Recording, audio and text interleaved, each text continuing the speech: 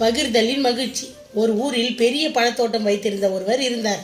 அவர் தோட்டத்தில் காய்க்கும் பழங்கள் மிகவும் சுவையாக இருக்கும். ஆனால் அவர் யாரிடமும் ஒரு பழத்தை கூட கொடுக்க மாட்டார். தோட்டம் முழுவதும் முள்வேலி போட்டு மூடி வைத்திருந்தார். ஒரு முறை கடும் வறட்சி ஏற்பட்டது. ஊரில் இருந்த மற்ற மரங்கள் எல்லாம் காய்ந்து போயின. ஆனால் இவருடைய தோட்டத்தில் மட்டும் நிலத்தடி நீரால் பழங்கள் செழிப்பாக இருந்தன. அந்த பழங்களின் வாசனை ஊரையே தூக்கியது. ஊர் மக்கள் பசியால் வாடினர். அவர் மட்டும் தனியாக சாப்பிட்டு வந்தார். ஆனால் நாட்கள் செல்ல செல்ல அவருக்கு பழங்கள் கசக்க ஆரம்பித்தன. எவ்வளவுதான் ருசியாக இருந்தாலும் தனியாக சாப்பிடுவது அவருக்கு ஒரு கட்டத்தில் சலிப்பை ஏற்படுத்தியது. அப்போது ஒரு சிறுவன் அந்த வேலி ஓரம் வந்து, ஐயா, எனக்கு பழம் வேண்டாம், ஒரு விதை மட்டும் கொடுங்கள், நான் நட்டு வளர்க்கிறேன் என்று கேட்டான். அவன் ஆச்சரியப்பட்டு ஒரு பழத்தையே கொடுத்தார். அந்த சிறுவன் அதை அங்கேயே இருந்த மற்ற குழந்தைகளுடன் பகிர்ந்து சாப்பிடுவதை பார்த்தார்.